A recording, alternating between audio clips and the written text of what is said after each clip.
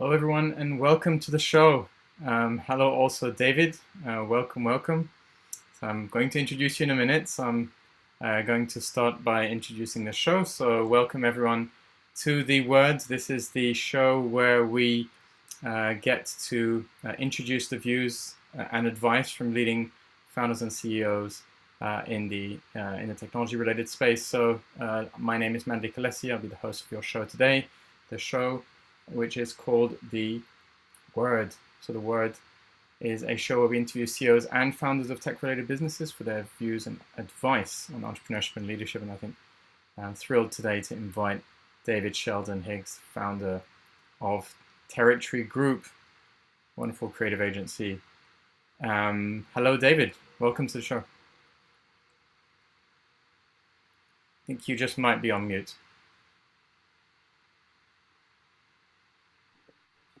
Good morning. Hello. Sorry. I Good hadn't morning, realised I David. left that. How are you today? How are you doing? Yeah, all good. All good. It's nice and early in London. It's sunny and it's been a good journey in, which always gets me off to a good start. Well, I'm so really happy that you're on the show today. I'm really looking forward to asking you a couple of questions about your thoughts on the industry in general and about leadership and entrepreneurship, because obviously I've known you for a short while, but I really respect your views and your approach, and so I just wanted to dig into that a little bit today. Maybe just to kick off, maybe you could tell me a little bit about yourself to kind of share with our listeners a bit about yourself and your business, Territory Yeah, great. Group. Great. Okay. So I hate this question. I think you started with the hardest question. Tell me a little bit about yourself and then surmise your business. I think what we built with Territory over the last 12 years is a design and technology studio kind of creative agency that it was born out of a time around, around the banking crash, around the credit crunch, if you remember that. Right. And I think we're a product of our time in that um, instead of becoming a generalist creative studio Mm, or a particular niche specialist focus, what mm, we've done is create a series of specialisms that all interlink. right. And those specialisms are probably all based around my passions and things that I wanted to do with the rest of my life. So I love technology, I love design and creativity, and I love storytelling. And if there are projects that can combine those things together, Mm, then then we're generally interested. And I think 12 years ago, mm, that was quite maybe a novel approach. And I think still the idea of a series of specialisms can be quite novel. mm, Um, but it's making more and more sense in the world as it's developing today. mm, And I see that we work across multiple industries. So we work with automotive, we work with the gaming world, we right. work with feature films, we work with tech. And historically, they've all been quite separate. But Mm, if we look at the advances in AI or game in particular, those technologies are kind of slicing through everything and bringing those industries actually closer and closer together in terms of overlap and interest and where they see the world headed. So right. in some ways, I consider Territory Studio and Territory Group more broadly um, just really well positioned for everything that's coming through now. I think, technology and innovation tends to create uh, moments of of just invention and Mm, a real burst of energy, which is right. amazing for creative studios and creatives. It frees things up. It shifts the paradigm. You just see it with VR or kind of gaming technology advances. Mm, It just means that creatives have to reevaluate and relook at the way in which they engage with things, and it just creates these exciting moments. So we're kind of dialing into that all the time, and it's really exciting to be around. I feel very fortunate to be leading a company that's kind of operating in those areas. yeah, I mean, obviously, you've worked on some really kind of key, iconic, pieces. I mean, I could talk about a few of them. Dune, my favorite, obviously. Blade Runner a close second. Many others. How is it you get into these kind of just iconic? I mean, just maybe biased that I am. I mean, how do you get involved in these? I mean, yeah. Yeah, I mean it's so the the studio came about because I'd been fortunate to work at lots of different creative Mm, agencies and discovered lots of things that I liked about working with them. And I then got to work on some film productions. I got to work on Casino Royale and then the Dark Knight films. yeah. And working on both of those films, I realized that the film industry had this wonderful potential to kind of mix entertainment creativity with technology, and I wanted to dial into that, but it felt as though it needed a an agency to wrap around that and Mm, kind of invest in innovation. So that's the idea behind Territory. That's where it was seeded from. It was myself and Nick mm, found the studio those many years ago, and it seems to be an idea that's connected. And so we started out really um, having a really great break on Prometheus. mm. So Ridley Scott's All team right. got in contact with me as an individual. That was really our first, Mm, really big break on a feature film project. And fortunately, Ridley and his team as clients are just wonderfully liberating when it comes to a creative brief. So I would say what do you mean by that? I kind of I peg a lot on our relationship with that creative team, Ridley and his art department, Arthur Max, Paul Inglis, just lots of wonderful names. And that as a first project just gave us an incredible platform to show how visioning of technology in storytelling and filmmaking can be quite an intrinsic part of moving the story forward. Mm, And then that, I think our delivery on that led to lots of other great relationships with the Marvel films, uh, with Catherine Bigelow on Zero Dark 30, and then and moving on to the work that you're referencing now, like Blade Runner in June. But I think what we got from working on that first Ridley Scott project was that we didn't create a house style. All of our work was in response to the brief.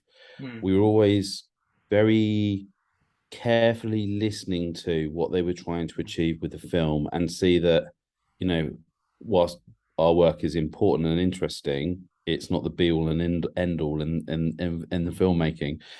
And we sit as a small part within that.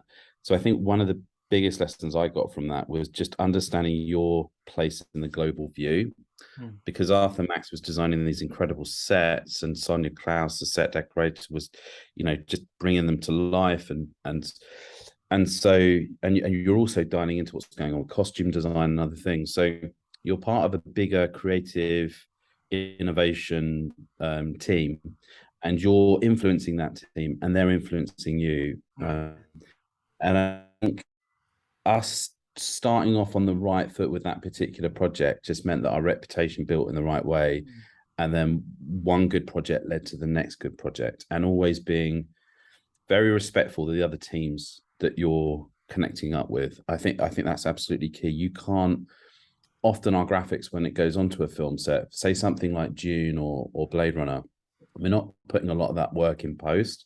We're actually delivering those graphics live onto the film set in front of the actors. mm, Now, that's important for the director to kind of see what they're getting and not to imagine it in green screen afterwards. And the same for the cinematographer that's lighting the set. But it's also incredibly important to the actors. They don't want to be imagining what might be on there. They want to respond to it and react to it. mm, So I think how digital relates to the human condition is a big part of what we do. And it also means that we're working with engineering teams. mm, And I found that creating a distance between creative and production and technical delivery is mm, really not useful. If you can actually just see all of that as creative, mm, tech, code, systems engineering, all of that is to deliver the same goal, then you're very collaborative with the teams that you're working with. You're ensuring that it always works, which is mm, utterly critical. mm, Um, and everyone's enjoying the process together. So I think coming at it from a mindset of we're not separating these tasks, but mm, they're fully integrated and you're working really as a team. mm, I think that mindset was definitely taught to me on film sets, and we apply that to lots of other things. So if we're working in the real world on a digital platform project, it's really important to us that creative and tech aren't separate, that mm. there's a joined up conversation. You're all trying to help each other achieve the same goal. And too often I see that separation happening, and it can sometimes work, but I just don't think it's optimal. I'm hearing a lot of kind of multidisciplinarity, kind of real-time collaboration on the set as well as off, right? Definitely. I think a film set is an extreme version Mm, of mm, mm, what you see in other areas of business, because there's a camera rolling, there's actors turning up, everything needs to work, mm, and time frames are short. right, So there's a definite tension and potential stress there, right. if everything hasn't been prepared methodically beforehand. Mm, Um, yeah. I can say that with a smile on my face because I'm not doing that day to day at the moment. Mm, But there's a lot of team behind me that represent that, and it's a very fine line between adrenaline and enjoyment, mm. and a lot of pressure and anxiety. So we always want to tip it over to enjoyment and adrenaline more so than stress and anxiety. Yeah, I thought setting up the Zoom call was difficult enough, so I guess got a little bit of work to do. I wanted to touch on one of the things you mentioned earlier on about how you started out like 12 years ago. I mean, 12 years in business, is a long time, and you have to, I guess, congratulate yourself on that because it's not an easy feat. You mentioned that it was started out in the midst of the financial crisis, and as you know now, there are the rumblings of something similar, right? At Definitely in varying the degrees. UK. The rest of the world might be all right. Yeah, that's not what I'm hearing, but maybe something to that. If we are back into that kind of cycle, what advice would you give? And I think you kind of touched on it, but if someone is starting out today, or in the next few months, next year, like in the same kind of situation where economic situation is not great, right? Wherever they might be, like what kind of advice would you give someone wanting to start their own business today? Yeah, I think I mean I only know setting up a business in hard times. Relatively, it's I mean I'm sure there's been lots of other recessions that were far worse, but the credit crunch seemed pretty significant at the time. And I would actually say that was a real benefit to us looking back. So because it led to a really pragmatic, realistic um, mindset between myself and Nick, especially when we're setting up, as in the bare minimum is we just need to survive. So we need to be prudent. We need to run this company responsibly. It's for the benefit of the employees because we're paying people's mortgages. Yeah. It wasn't didn't feel reckless. It didn't feel like the growth was there to for our own financial gain or ego or other things. So and creative businesses can have a tendency to rely on the seduction of Mm, you were mentioning some of those film credits, and I still distance myself from the reality of that, I think. But you you can get caught up yeah. in the excitement of it all. Mm, And mm, I think in setting up in a time like that, it makes you think about things more than just the portfolio or the mm, work or even the people. Like the people and the work are mm, intrinsically linked, and mm. people are ultimately our business. Right. But there's so many other things that you need to get right for those people to be okay and for Mm, that work to be okay. And I'm sure lots of other management books talk about this, but you can't have a wonderful creative agency without a fantastic finance department or marketing mm, or mm, IT.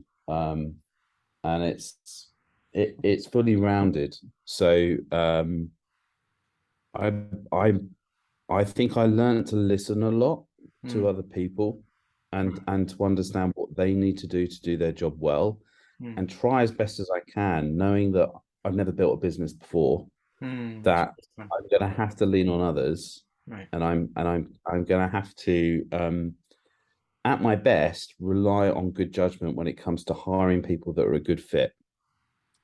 Okay. And I think at the beginning, that's the biggest part of it, is can you find people to follow you on that journey? And if you can, have you been clear on what that journey is? Have you set a North Star? Have you set a vision and mission? Are you clear on your purpose and what you're about? Because um, it changes over time.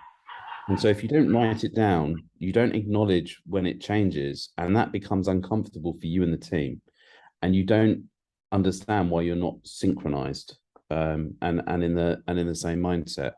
So I think being clear with yourself on why you're doing this, and then what it is that this new company entity is going to help you achieve, and what Right. you're moving towards, is just it's liberating. I think that some people think that that puts too many boundaries on things, but actually it just lifts the anxiety, Right. um, and it So, means that people are coming with you in that journey, and you're also not hiring the wrong people because they've signed right. up to the same thing that you have. So if there's one thing you tell people, or you tell yourself, if you're going to go back in time at the starting point, is like just decide on that one thing that you're going to do. Is that basically? Yeah, because I think we all set up companies to fulfill a need. Like I think a lot of it is, what's my legacy going to be? Mm, What how am I going to have a positive impact on the world in mm, it, whatever that might be. mm, And for me, the chip on my shoulder was, I was told by people around me when I was younger that the creative space wasn't a worthwhile career going into.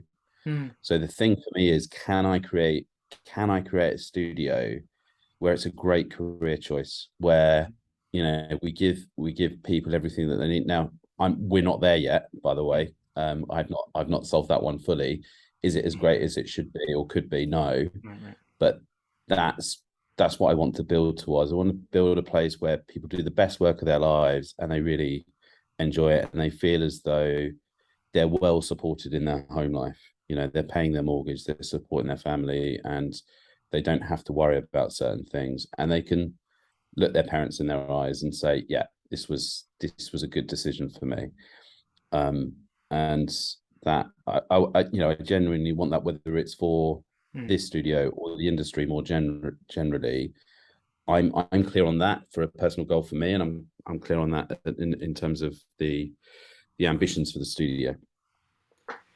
So, so I guess as you've mentioned, I think you've been talking a lot about what brought you into being an entrepreneur, and what is inspiring you, what's driving you, and that's kind of taken you through all these years. And I think through those years you've built up a community of contacts, and you have a large network, broad network, customers, as well as other entrepreneurs. Is there another founder or CEO in the UK or elsewhere that you admire, you look up to, in terms of leadership and entrepreneurship? Is there someone in mind, and if so, like, who would that person be?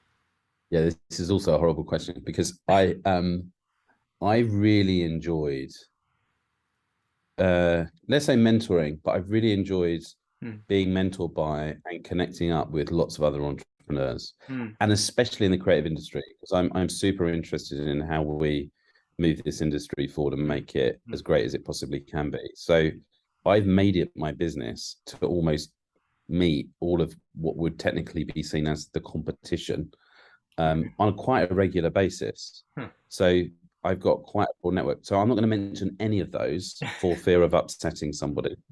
Um, Fair. but so there are two people that sprung to mind this morning on the train ride in, Hmm. that that I have to mention, just Hmm. because they are really inspiring to me. So Mm. the first one's Charlie Cohen, who she runs a fashion brand label, Okay. but she's pivoted her business and created a kind of a metaverse NFT Mm.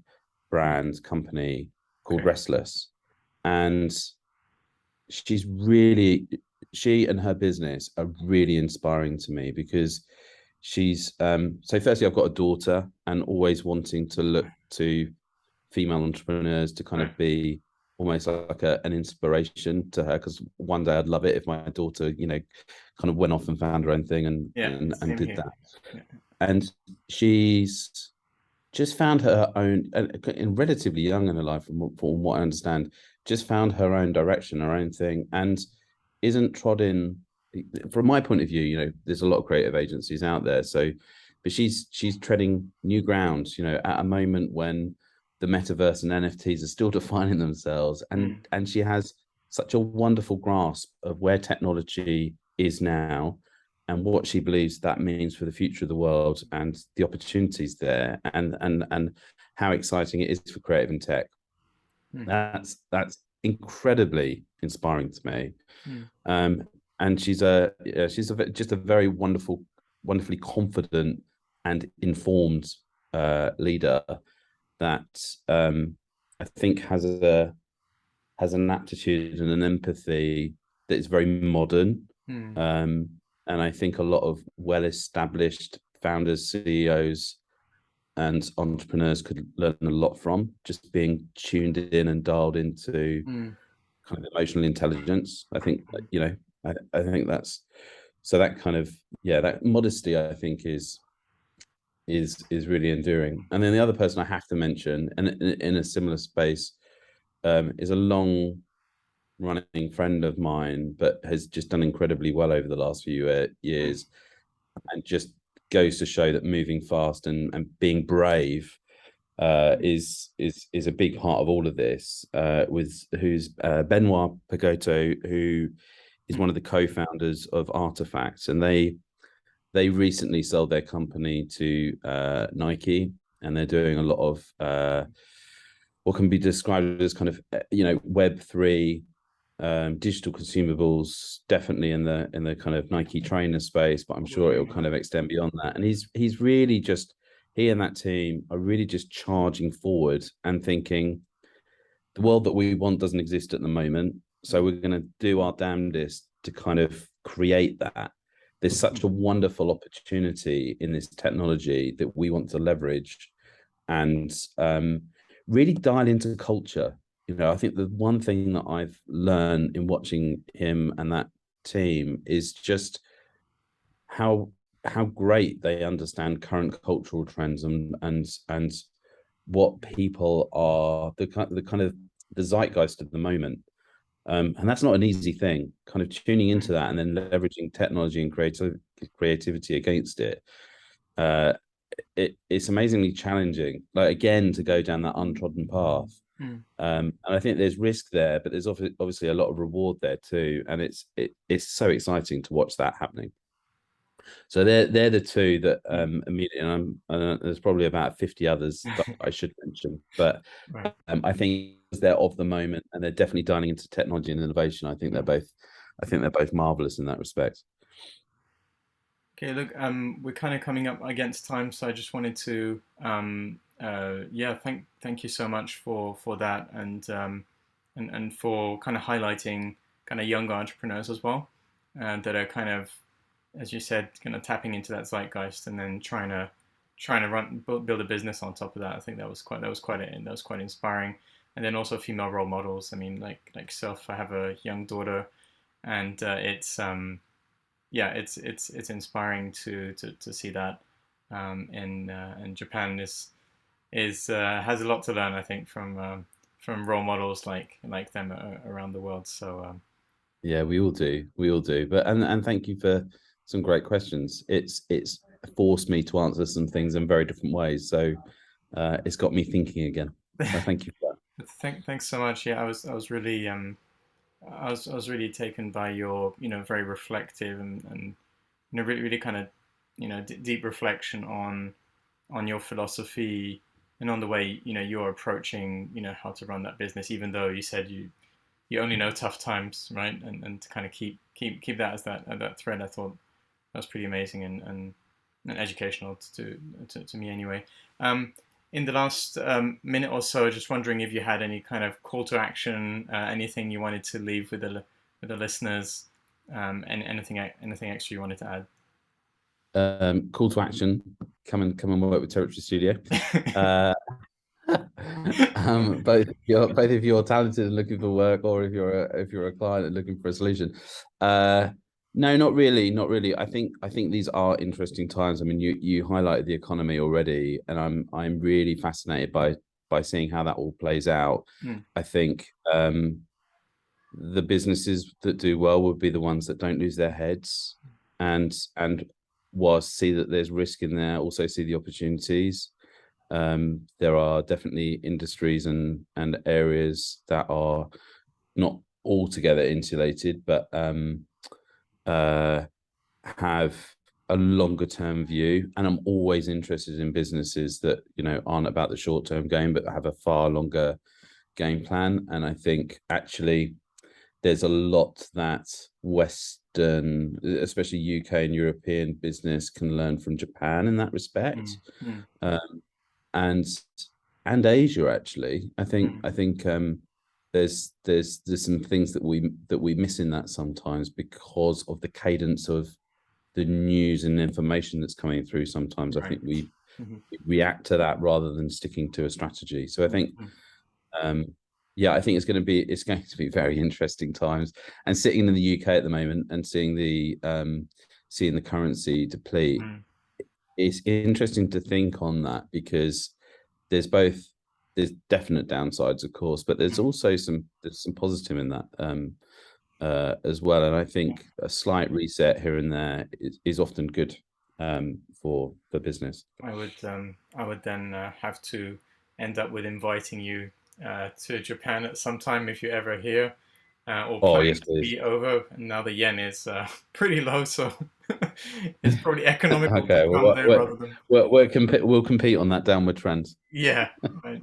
Or I have to end up in the UK to catch up with you, but I definitely owe you a series of beers and a good meal. So we'll Sounds invite you for wonderful. that. So thanks so much, David.